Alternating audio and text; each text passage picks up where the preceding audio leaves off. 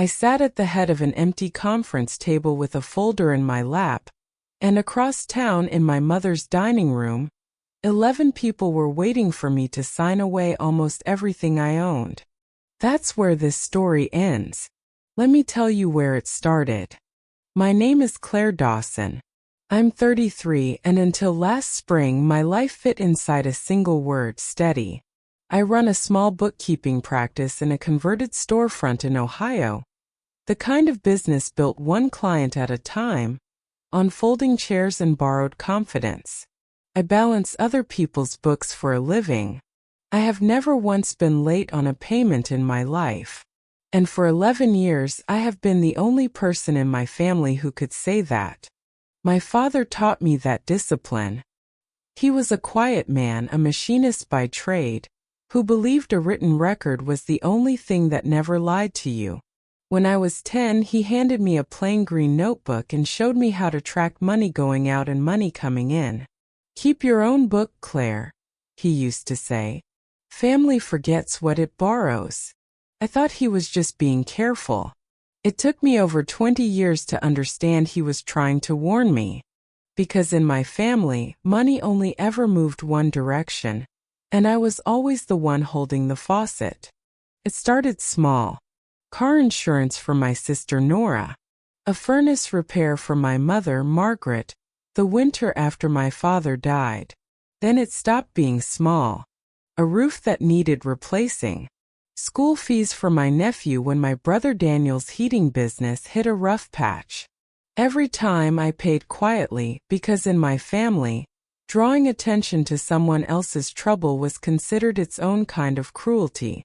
And every time I needed something, the answer came back the same, delivered with the same gentle, apologetic tilt of the head. "We don't have it to spare, honey." I remember one year clearly. I was 26. My car broke down in the middle of tax season, the same week I needed emergency dental work. I sat at my mother's kitchen table and asked, for the first time in my life, for $800. I even offered a repayment plan because that's who I am. My mother stirred her tea for a long moment. Then she gave me the look. "We don't have it to spare." The following weekend, she showed the church group her brand new patio furniture. I rode the bus for 2 months after that. I never mentioned it again.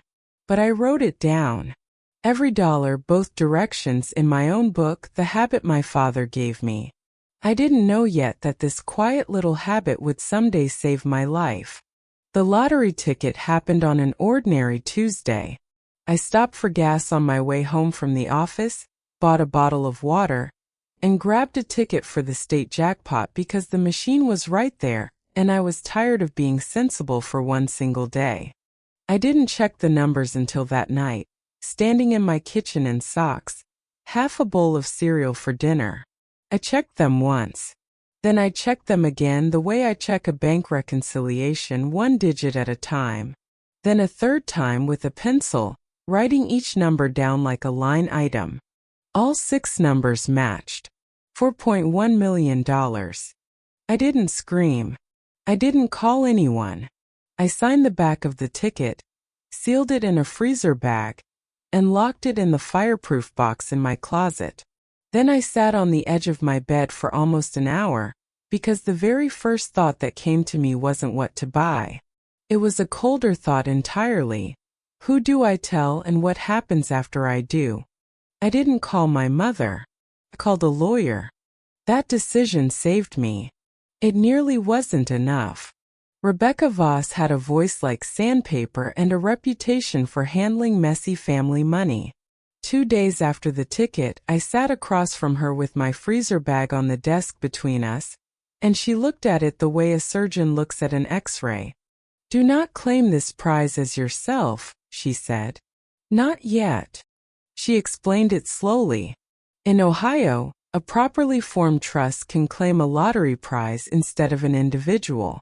If the trust exists before I ever walk into the lottery office, the trust becomes the legal winner. Not me.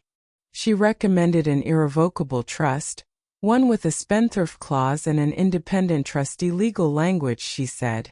for a vault that even I couldn't be talked out of. Once it's funded, you cannot give the principal away, she told me. Not to a boyfriend. Not to a church. Not to your mother crying at your kitchen table. That is the entire point of the instrument. Drafting would take 3 weeks. Her final piece of advice was the simplest and the hardest to follow. Tell no one until it's done. Especially not your mother. I told her my family wasn't like that.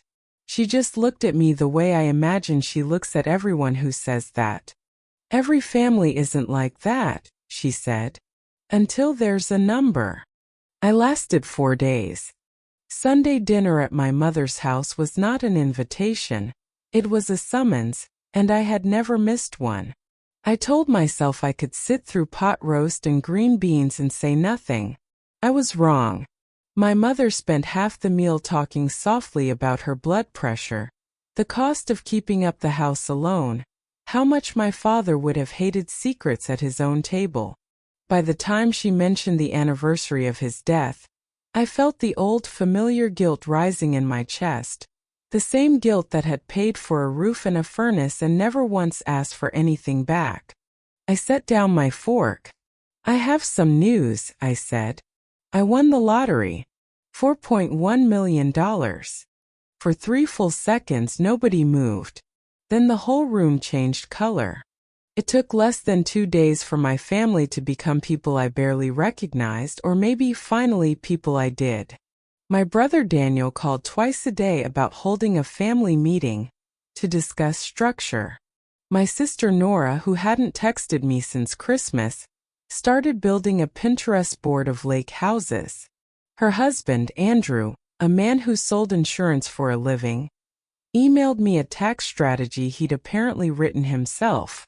My mother called every evening at 7, and every call somehow turned into a list of other people's hardships. Daniel's business was struggling. Nora and Andrew's mortgage was crushing them. A cousin needed dental work. The family, always the family. On Thursday, I drove over and found my mother at the stove stirring soup, not looking at me. "You'd be selfish to keep it," she said quietly. "A person can't sit on that kind of money while her family suffers." I stood in the same kitchen where I'd once been refused $800, and something inside me went very still and very clear. By the second Sunday, the plan had a shape. A document waited for me at my usual seat at the table. 4 typed pages in a plastic cover, yellow tabs marking where I was supposed to sign. Across the top, in bold letters, Dawson Family Distribution Agreement. They had divided my winnings into tidy percentages. 30 for my mother, 22 for Daniel, listed as business stabilization. 22 for Nora and Andrew's fresh start. 10 for extended family. 8 into something called a family fund to be managed by Daniel. And at the very bottom, 1 line for me. 8%. A tip on my own fortune. Andrew spread his hands like he was presenting a cake. "It's completely standard," he said. I checked it myself. My mother squeezed my wrist. "We kept it fair, sweetheart. Everyone gets a future." Daniel leaned back, arms crossed, delivering the line he'd clearly rehearsed all week. "Don't overthink it. Numbers are your thing. Family is mine." I didn't argue. I told them I'd take it home and read it carefully, which every person at that table heard as yes, because to them, careful had always been my entire personality. I drove home with the folder on the passenger seat, and my father's old warning finally making sense in my chest. Family forgets what it borrows. That night, going through the fireproof box for a safer place to keep my trust paperwork, my fingers found something else instead. A worn green cloth notebook I hadn't opened since the day I buried my father. I sat down on the kitchen floor with it in my lap, and as I turned the first page, I felt the ground of my whole childhood begin very quietly to shift. My father had spent his whole life being the faucet too. He had just never told me. Then I turned to the last page with writing on it, dated the month before he died. One line in pencil under all those debts. Claire owed nothing. She never asked. I sat on that kitchen floor a long time, holding the notebook the way you'd hold someone's hand. He had known.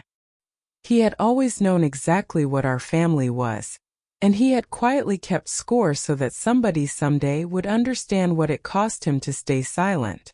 I wasn't going to make his mistake. The next morning I called Rebecca. 3 weeks later, in a conference room that smelled of coffee and toner, I signed the trust into existence. The Cardinal Trust, I named it, after the bird my father used to feed outside the garage every winter. I signed my name 3 times. No cameras, no witnesses beyond 2 of Rebecca's associates. That was the moment I actually won, weeks before my family ever knew it. The trustee claimed the prize quietly. The public notice listed only the trust's name. My name appeared nowhere a cousin could find it. I also spent 3 evenings building something of my own. A plain statement, laid out the way I'd lay out a client's books. 1 column. Everything I had given this family over 11 years, dated and totaled. $61,000. The other column. Everything ever given back. 0. Next to the one time I had asked for help, I wrote the answer exactly as it was spoken to me. We don't have it to spare.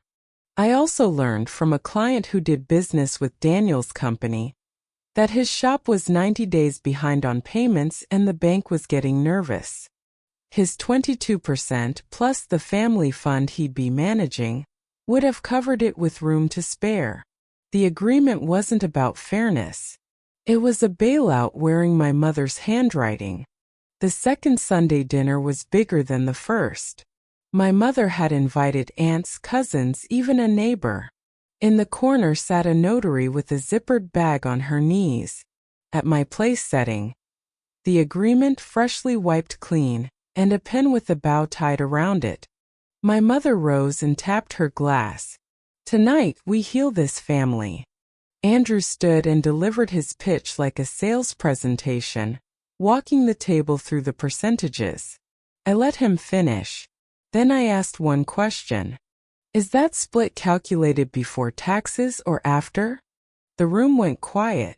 Andrew flipped a page, then flipped it back. Daniel snapped that taxes were a detail.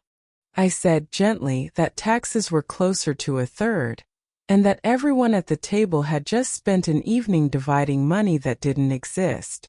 My mother rapped her knuckles on the table. Sign first. Numbers later. That was when I opened my folder.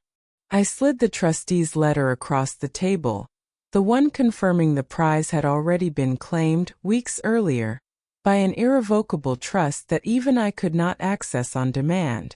Andrew read it aloud, his voice thinning with every sentence, until he reached the word including the beneficiary and simply stopped.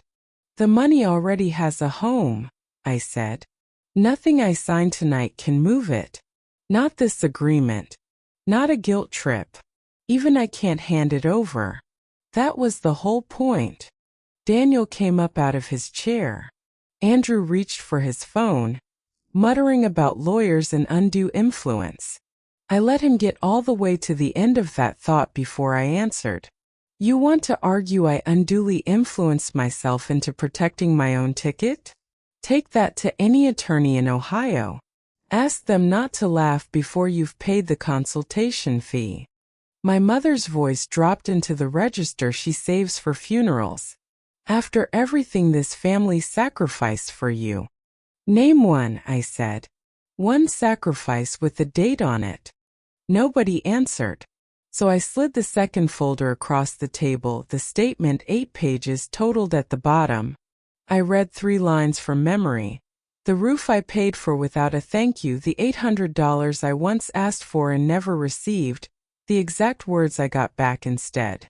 Then I set my father's green notebook on top of it, opened to the last page, and turned it so my mother could read it. Claire owed nothing. She never asked.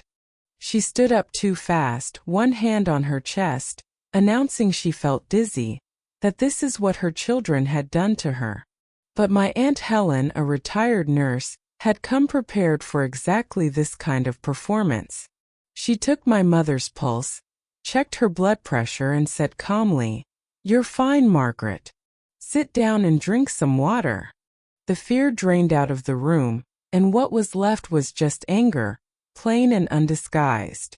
My mother told me I was no daughter of hers if I walked out that door. Daniel warned me I'd be alone for every holiday from now on. "I've been alone in this family for 11 years, I told him. "The only difference now is better furniture." Before I left, I told them one more thing, that the trust already had a standing provision, written in from the very first draft, long before that dinner. It would pay school costs for my niece and nephews every semester straight to the schools, never touching a single adult hand at that table. Nobody had negotiated it. Nobody could take credit for it. Those children were the only ones in my family who would never owe me anything. Then I picked up my folders and walked out through the living room I grew up in, past school photos of a girl with crooked bangs who had no idea yet what she'd someday have to protect. That was 6 months ago. My mother calls every Sunday, and we talk about her garden for 10 careful minutes. No apology has been offered, and I've decided I can live with that particular kind of honesty. Daniel didn't speak to me for 2 months, and then quietly, without ever admitting why, he restructured his business loan himself. Turns out he could do the math all along. Nora sends the occasional cold message. The cousins still text on holidays with no $signs attached, which is honestly all I ever wanted from them. As for me, I bought the building my office sits in. I hired help so I'm not doing everything alone anymore. On slow mornings, I sit with my father's green notebook still on my shelf, next to the tax code, both of them books about what people owe each other. Only one of them was ever honest about it. Sometimes a new client sits across from me, quietly ashamed that their family has gotten strange about money. I slide the tissues over and tell them the only thing I know for certain. The money already has a home. So do I. And neither one is up for a vote at anybody's dinner table.